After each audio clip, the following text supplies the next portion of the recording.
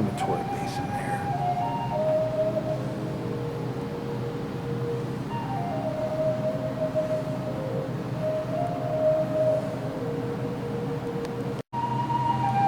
So it shows some of the other earthworks here in regard to, now this is a Brush Creek here. This is the Hopewell site, which is out quite a ways, about 5 or 6 miles from the Scioto.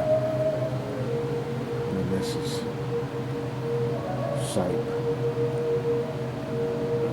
which is also about 6 or 7 miles from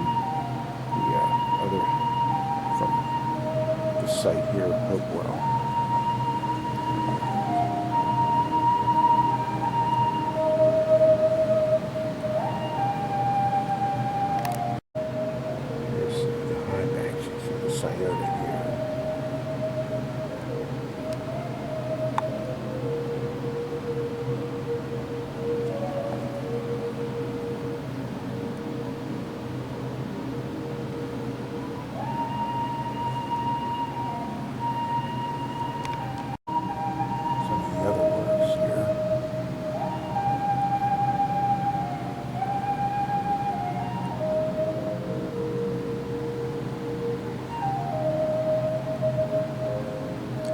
Square circles showing how they were all about the same. You know, the small circles are the same size, and all the earthworks, and the large circles are the same. So there's a pattern here. It's all the circles and the squares.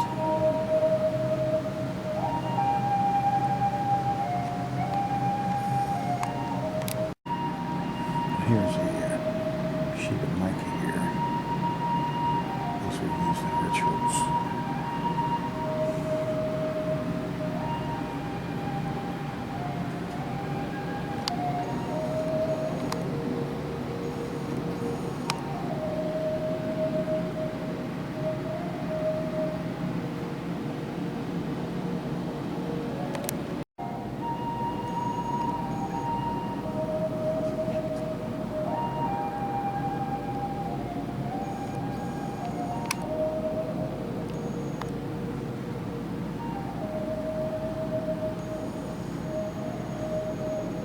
It's all copper here. It shows just fine art graft here. This thing here could be a paragraph fragment, but it could also be the Carolina parakeet, which was in this area here.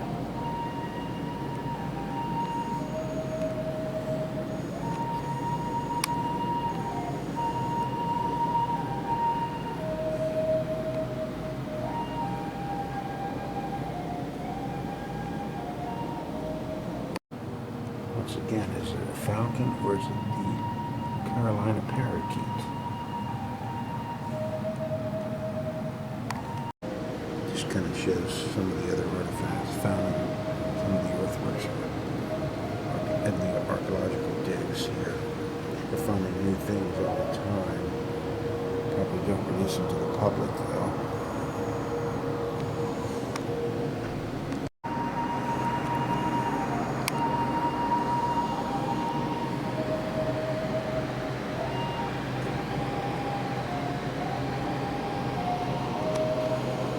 Copper turtle shell, maybe copper gravels of some type.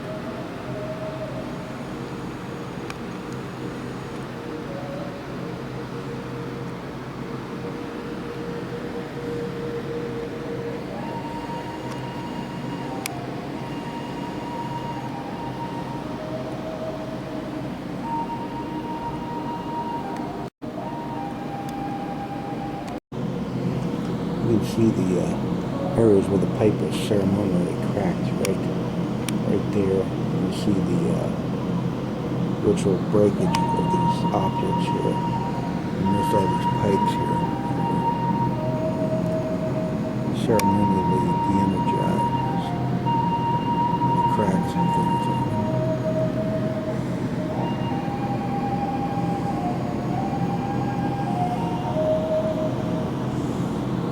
Some it's more obvious. You can see the breakage.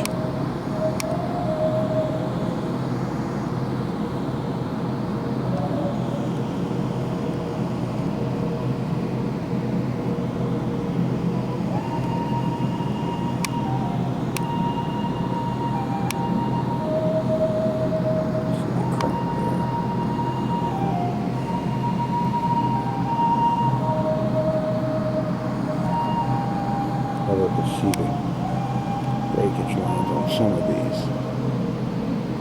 Some it's rather obvious.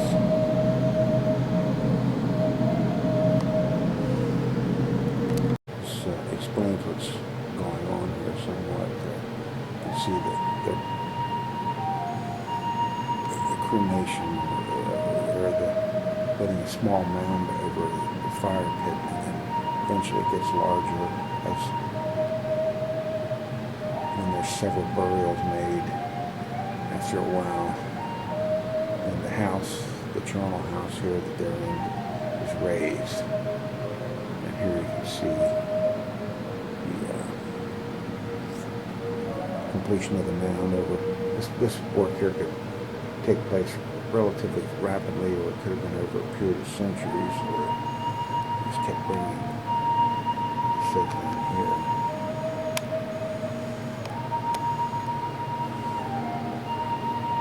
It's like they're repeated over centuries. This is these are the mounds here. You can see building, and these are ceremonial, what they call the charnel houses, but they're not actually specific burial. More, this is an earth removal ceremony, so these houses are more for a,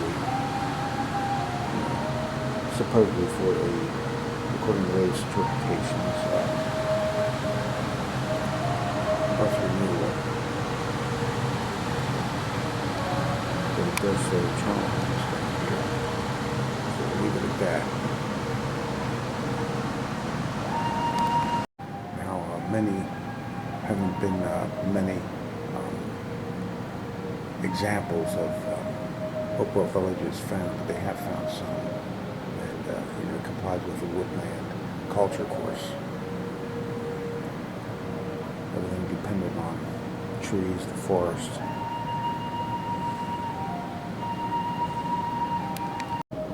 Once again, is it a peregrine falcon, or is it a?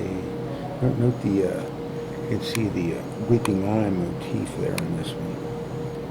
As you see in a lot of the ceremonial relics, but it could very well be a Carolina parakeet, which is extinct now.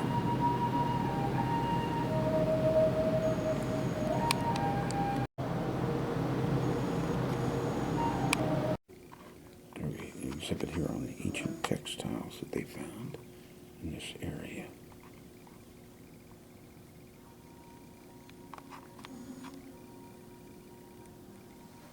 Now this is the artist's conjecture what they may have looked like.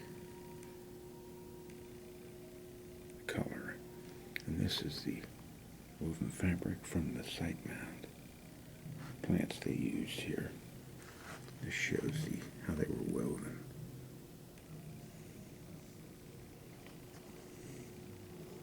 It's a modern canvas print here.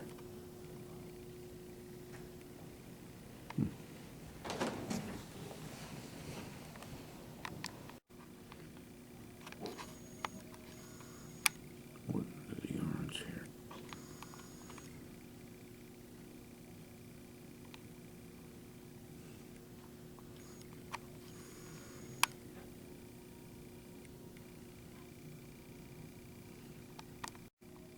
This exhibit here this is a new exhibit. It's really good. It shows about this fabric here. And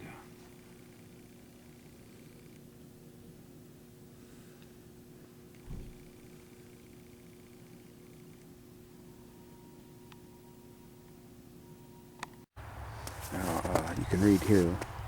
There used to be this mound here used to be open, and it had this right here.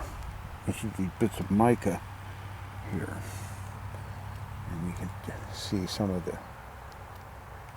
some type of ceremonial mica use here.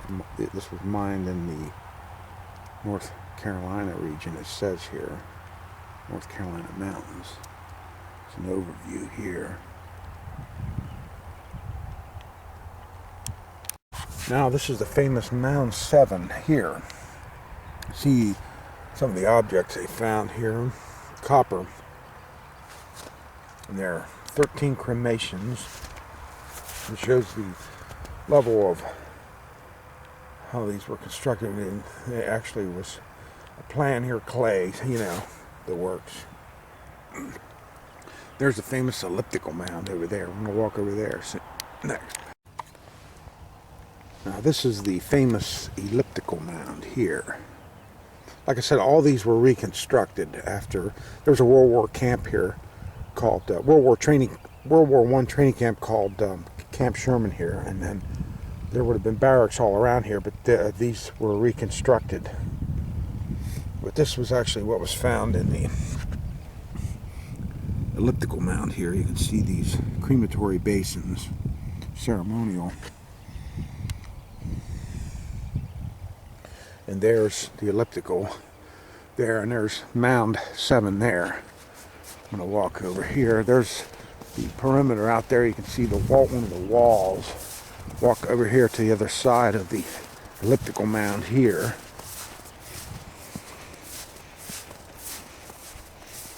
You can see I'll give you the length of it here.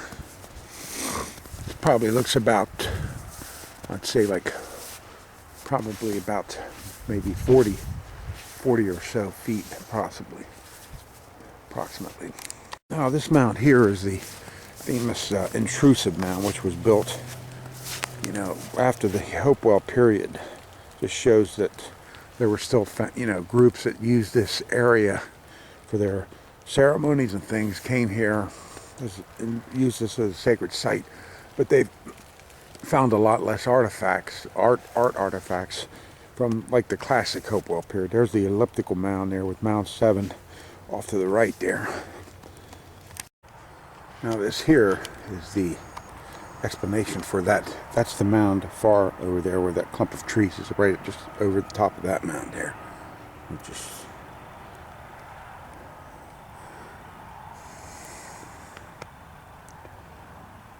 you can see what an intrusive burial is right there. Just like the classic period is down here, and then like years later somebody puts one, or a couple hundred years later, I don't know exactly how long after this burial would have occurred, and whether it had the same meaning for these people here as what would have had at this layer here, that's speculative as well, because there would have been a long period of time passed on some of these. Some of these were built right away in a very short time, but others just continual use over hundreds of years. Now I'm here in front of the Scioto River here. The Hopeton earthworks are just right over there, about a mile over that way. They're been leveled basically through farming and things, mining and amateur archaeological digs, etc. So they're really hard to see, but I'm going to try to get over there. But you can see here, this shows the river link here, the Scioto River. Now this starts north of Columbus as the Olentangy River, and then flows through Columbus, and you know, this becomes a Scioto, and it flows. I'm going the direction it's flowing in. It flows south to Portsmouth, Ohio, down there, and empties into the Ohio River, and then that area up in there is toward Columbus there, probably about 100 miles up that way as the river goes. And all you can hope that the water's been treated well in Columbus, because that's a large city with a large water use. And that was one of the concerns here in prehistoric times. You know, you had to worry about who was living up above you and how their water use was. Were they keeping the water clean, you know, etc. Just shows the city of Chillicothe, and this is a Scioto here. And you have some activity, some canoe construction, etc. here.